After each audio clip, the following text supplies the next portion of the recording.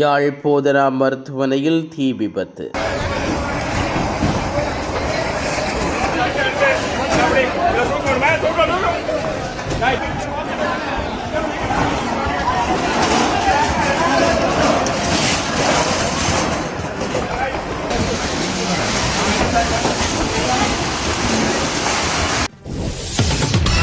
விஜயின் பதவியேற்பில் மீண்டும் இழுபறி, போலி ஆதரவு கடிதம், தூய சக்தி செய்யும் வேலையா இது?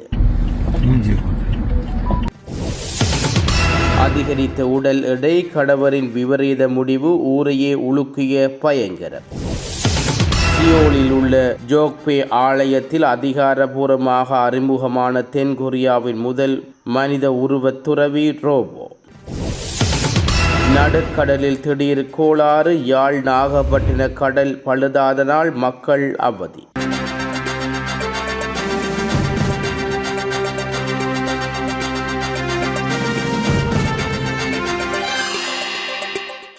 யாழ்ப்பாணம் போதனா வைத்தியசாலையில் மருத்துவ களஞ்சிய பகுதியில் இன்று சனிக்கிழமை அதிகாலை பாரிய தீ விபத்து ஏற்பட்டுள்ளது. மருத்துவமனையில் மருந்து களஞ்சிய அறையிலேயே தீ விபத்து ஏற்பட்டதாக நிலைய தீயணை மருத்துவமனையின் மருந்து களஞ்சிய சாலையிலேயே தீ விபத்து ஏற்பட்ட நிலையில் தீயினை அணைக்க மாணவர் சபையினர், வைத்தியசாலை ஊழியர்கள் உட்பட தரப்பினர்கள் தீயை அணைக்க பெரும் போராட்டத்தில் ஈடுபட்டுள்ளார்கள்.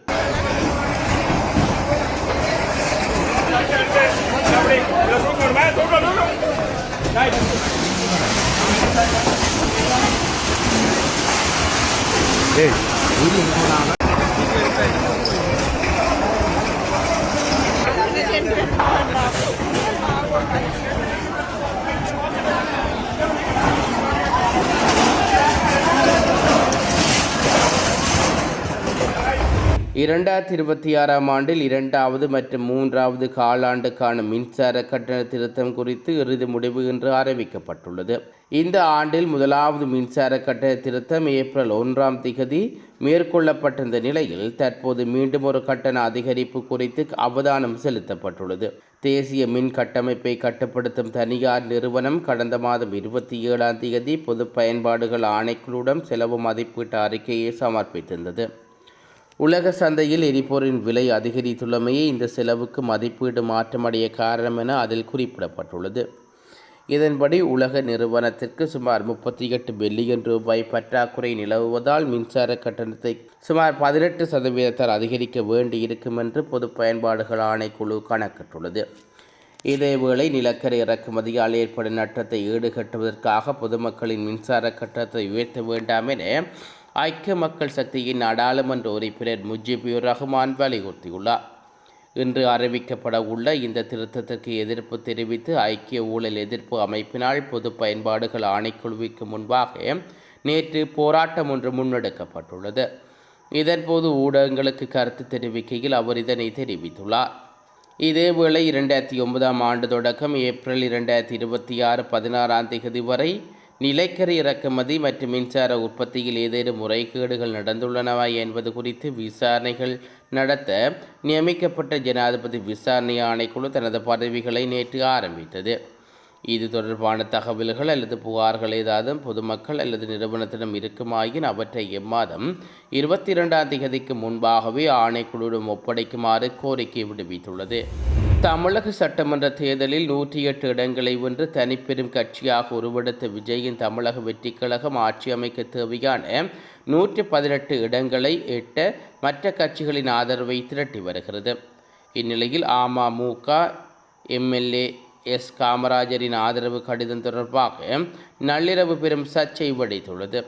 தவேக தற்போது வரை காங்கிரஸ், இந்திய கம்யூனிஸ்ட், மார்க்சிஸ்ட் கம்யூனிஸ்ட் ஆகிய கட்சிகளின் ஆதரவை பெற்றுள்ளது. இந்நிலையில் நள்ளிரவு ஆளுநரை சந்தித்த அமமுக பொதுச் செயலாளர் டிடிடி தினகரன் தவேக மீது கடுமையான மோசடி புகாரை முன்வைத்துள்ளார். அமமுக எம்எல்ஏ காமராஜ் ஆதரவு அளிப்பதாக தவேக தரப்பில் ஆளுநர் அனுப்பப்பட்ட கடிதம் போலியானது என்றும் இது வாட்ஸ்அப் மூலம் அனுப்பப்பட்ட மோசடி வேலை என்றும் குற்றம் சாட்டியுள்ளார். தவேக குதிரை பேரத்தில் ஈடுபடுவதாகவும் விஜய் பதவி வரியில் இருப்பதாகவும் அவர் குற்றம் சாட்டியுள்ளார்.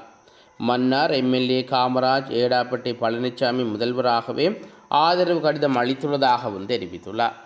ராவணன் சீதையை தூக்கியது போல் எங்களது எம்எல்ஏவை போலி கடிதங்கள் கொடுத்து தூக்க பார்க்கிறார்கள். இதுதான் தூய சக்தியின் வேலையா என டிடிவி தினகரன் கேள்வி எழுப்பியுள்ளார். டிடிவி தினகரின் புகார்களுக்கு பதிலடி கொடுக்கும் வகையில் தமிழக வெற்றி கழகம் ஒரு வீடியோவை வெளியிட்டுள்ளது. எம்எல்ஏ காமராஜ் காரின் அமர்ந்தபடி சுயநினைவுடன் தாவேகாவுக்கு ஆதரவு தெரிவிக்கும் கடிதத்தில் கையெழுத்திடும் காட்சிகள் அதில் இடம்பெற்றுள்ளன. யாருடனும் பேரம் பேச வேண்டிய அவசியம் தங்களுக்கு இல்லை என்றும் தினகரன் உண்மையை மறைத்து பொய் பேசுவதாக தாவேகா சார்பில் தெரிவிக்கப்படுகிறது. போலி கடிதம் தயாரித்ததாக தாவேகா மீது கிண்டி காவல் நிலையத்தில் டிடிவி தினகரன் புகார் அளித்துள்ளார். மீண்டும் ஆளுநரை சந்தித்த காமராஜ் தான் அதிமுகவை ஆதரிப்பதாகவும் கடிதத்தில் உள்ளது என்று தனது கையெழுத்து அல்ல என்று மறுத்துள்ளார். தமிழகத்தில் ஆட்சி அமைப்பதில் நீடிக்கும் இந்த இழுபறியும் போலி கடித விவகாரமும் அரசியல் வட்டாரத்தில் பெரும் பதற்றத்தை ஏற்படுத்தியுள்ளதாக இந்திய ஊடகங்கள் செய்தி வெளியிட்டுள்ளன.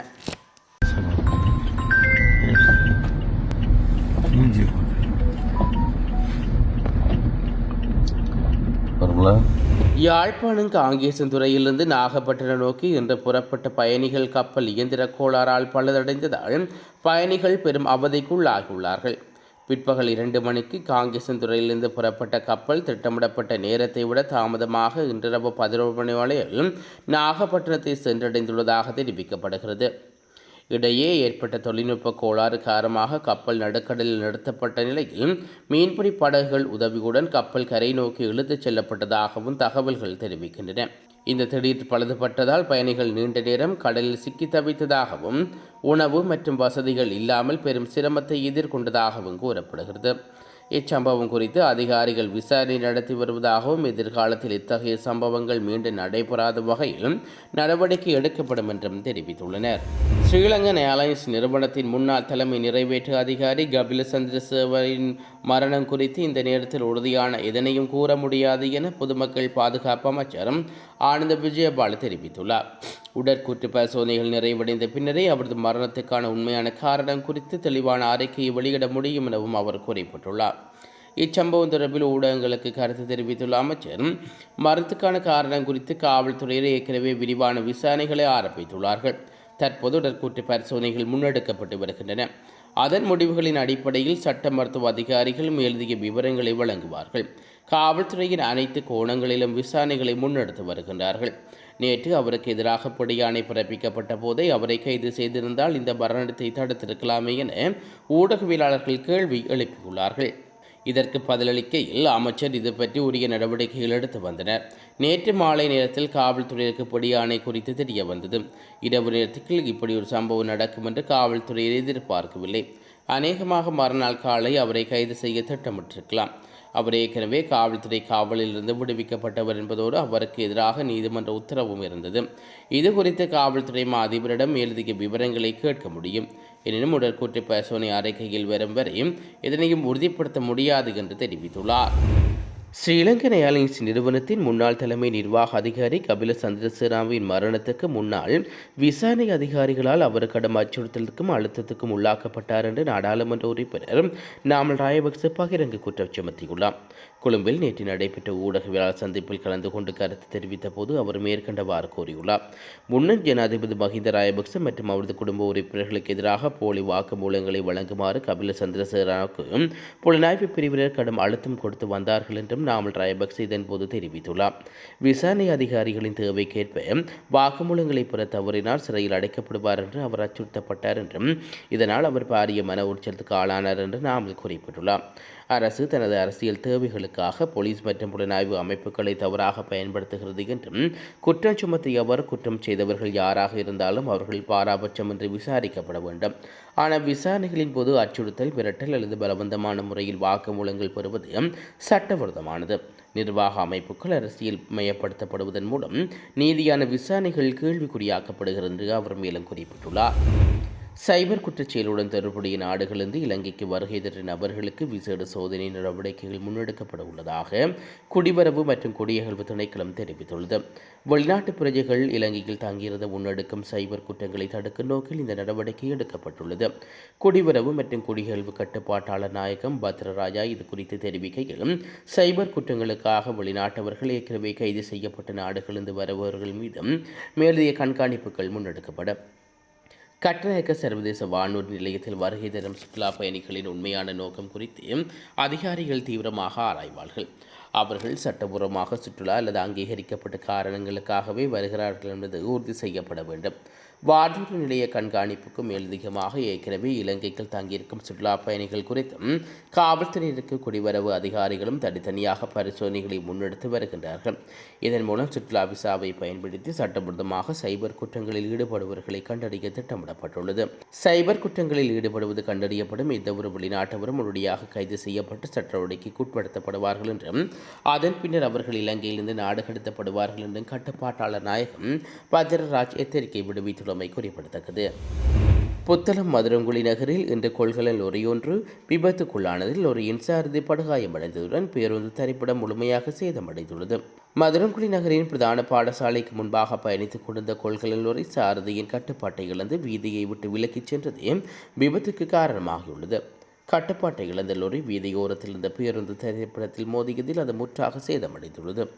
மேலும் அருகில் நிறுத்தப்பட்டிருந்த மற்றொரு வாகனமும் லொரியுடன் மோதி சேதமடைந்துள்ளது. இந்த விபத்தில் லொரியின் சாரதி படுகாயமடைந்த நிலையில் புத்தளம் வைத்தியசாலையில் அனுமதிக்கப்பட்டுள்ளார். சம்பவம் தொடர்பாக மேலதிக விசாரணைகளை போலீசார் மேற்கொண்டு வருகின்றனர்.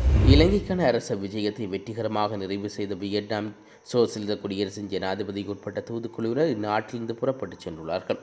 ஜனாதிபதி அனுகுமார் திசாநாயக்காவின் அழைப்புக்கிணங்க இலங்கைக்கு அரசு விஜயம் மேற்கொண்டிருந்த வியட்நாம் சோசியலிச குடியரசின் ஜனாதிபதியும் வியட்நாம் கம்யூனிஸ்ட் கட்சியின் மத்திய குழுவின் பொதுச் செயலாளருமான டோர்லாம் உட்பட தூதுக்குழுவினர் தமது விஜயத்தை வெற்றிகரமாக நிறைவு செய்து இன்று இரவு கட்டநாயக்க சர்வதேச விமான நிலையத்திலிருந்து புறப்பட்டுச் சென்றார்கள். வியட்நாம் இலங்கை இடையிலான நட்புறவையும் ஒத்துழைப்பையும் மேலும் வலுப்படுத்தி இரு நாட்டு மக்களுக்கும் பல்வேறு நன்மைகளை பெற்றுத்தரும் வகையில் வியட்நாம் சோசியலிச குடியரசின் ஜனாதிபதி உட்பட தூதுக்குழுவினர் இலங்கையில் வெற்றிகரமான விஜயம் ஒன்றை மேற்கொண்டிருந்தார்கள். வியட்நாம் ஜனாதிபதி ஒருவர் இலங்கைக்கு விஜயம் மேற்கொள்வது 15 ஆண்டுகளுக்கு பின்னாகும். தற்போதைய அரசாங்கத்தின் கீழ் பொருளாதார ஸ்திரத்தன்மை அடைந்து இலங்கை முன்னேறி செல்லும் ஒரு தருணத்தில் இந்த விஜயம் அமைந்திருப்பது ஒரு முக்கிய சிறப்பம்சமாகும். வியட்நாம் சோசியலிச குடியரசின் ஜனாதிபதி உட்பட தூதுக்குழுவினரை வழி அனுப்புவதற்காக கைத்தொழில் மற்றும் தொழில் முயற்சியாண்மை அபிவிருத்தி அமைச்சர் சுனில் ஹெந்தினெத்தி மற்றும் வெளிநாட்டு அலுவல்கள் அமைச்சின் சிரேஷ்ட அதிகாரிகள் குழுவினர் விமான நிலையத்துக்கு வருகை தந்திருந்தமை குறிப்பிடத்தக்கது. திருப்பதி ஆந்திர மாநிலம் கடப்பா மாவட்டம் பிடைத்தூரைச் சேர்ந்த கிரண் இவரது மனைவி பத்மயா உடல் பருமனாக இருந்ததால் கிரணுக்கு அவரை பிடிக்கவில்லை. மேலும் கிரணின் நடத்தை மீது பத்மயாவுக்கு ஏற்கனவே சந்தேகம் இருந்தது. இருவருக்கும் இடையே அடிக்கடி தகராறும் ஏற்பட்டு வந்தது. இதனால் விரக்தியடைந்த கிரண் தன் மீது சந்தேகம் வராமல் பத்மயாவை கொலை செய்ய திட்டமிட்டுள்ளார். இதன்படி தடயம் இல்லாமல் கொலை செய்வது எப்படி என்று யூடியூப்பில் பல மணி நேரம் தேடி பார்த்துள்ளார். இறுதியில் விஷம் வைத்து கொலை செய்தால் சந்தேகம் வராது என்று முடிவு செய்துள்ளார். அதற்கான விஷயத்தை ஹைதராபாத்திலிருந்து 80,000 கொடுத்து ஆன்லைன் மூலம் வாங்கி அந்த விஷயத்தை பால்கோவாவில் கலந்து மனைவிக்கு கொடுத்துள்ளார். அதை சாப்பிட்டவுடன் பத்மயா மயங்கி விழுந்த நிலையில் மனைவியின் முகத்தில் தலையணை வைத்து துடிதுடிக்க கொலை செய்துள்ளார். மனைவி இறந்ததை உறுதி செய்த கிரண் அவரை சிகிச்சைகளுக்காக மருத்துவமனைக்கு கொண்டு சென்றுள்ளார். அங்கு பத்மயாவை பரிசோதித்த மருத்துவர்கள் அவர் ஏற்கனவே இறந்து விட்டதாக தெரிவித்துள்ளார்கள். பத்மயாவின் உடல் எந்த காயம் இல்லாத காவல்துறையின் சந்தேகத்தின் பேரில் கிரணை பிடித்து விசாரணை நடத்தியுள்ளார்கள். இந்த விசாரணையில் அவர் மனைவியை கொலை செய்ததை ஒப்புக்கொண்டுள்ளார். காவல்துறையினர் கிரணை கைது செய்து சிறையில் அடைத்துள்ளார்கள். மனைவி குண்டாக இருந்த காரணத்தினால் கொலை செய்யப்பட்ட சம்பவம் அப்பகுதியில் பெரும் பரபரப்பை ஏற்படுத்தியுள்ளது. ஆத்மீகமும் தொழில்நுட்பமும் ஒன்றிணைத்தால் எப்படி இருக்கும்? அது இப்போது நிஜமாகியுள்ளது. சியோவில் உள்ள ஜோக்கிய ஆலயத்தில் அதிகாரப்பூர்வமாக அறிமுகமாயுள்ள தென்கொரியாவின் முதல் மனித உருவத்துறவி ரோபோ மூலம் அது சாத்தியமாகியுள்ளது. புத்தரின் பிறந்தநாள் கொண்டாட்டங்களுக்கு முன்னதாகவே இந்த ரோபோ துறவியின் அறிமுகம் பௌத்த மதமும் செயற்கை நுண்ணறிவு சங்கமிக்கும் ஒரு அசாதாரணமான தருணத்தை குறிக்கிறது. காபி என்ற பெயரில் 130 சென்டிமீட்டர் உயரமுள்ள அந்த ரோபோ பாரம்பரிய சாம்பல் மற்றும் பழுப்பு நிற பௌத்த ஆடைகளை அணிந்து நிகழ்வொன்றின் போது மூத்த துறவிகளுக்கு முன்னால் அறிமுகம் செய்து வைக்கப்பட்டது. பௌத்த மதத்துக்கு தன்னை அர்ப்பணித்துக் கொள்ளுமா என்று ஒரு துறவி கேள்வி எழுப்பிய போது அந்த ரோம் ஆம், நான் என்னை அர்ப்பணித்துக் கொள்வேன் என்ற பதிலளித்துள்ளது. இந்நிகழ்வின் போது துறவிகள் 108 மணிகள் கொண்ட ஜெபமாலையை அதன் கழுத்தில் அணிவித்த போது காபி தன் கைகளை கூப்பி வழங்கியது குறிப்பிடத்தக்கது. இதுபோன்ற செய்திகளை தெரிந்து கொள்ள யாழ் டிவி நியூஸ் சேனலை சப்ஸ்கிரைப் செய்து அருகே இருக்கிற பெல் பட்டனையும் கிளிக் செய்து கொள்ளுங்க. மேலும் இதுபோன்ற செய்திகளை உடனுக்குடன் தெரிந்து கொள்ள யாழ்தேவி.com எனும் இணையதளத்தின் வாயிலாக எங்களோடு இணைத்துக் கொள்ளுங்கள்.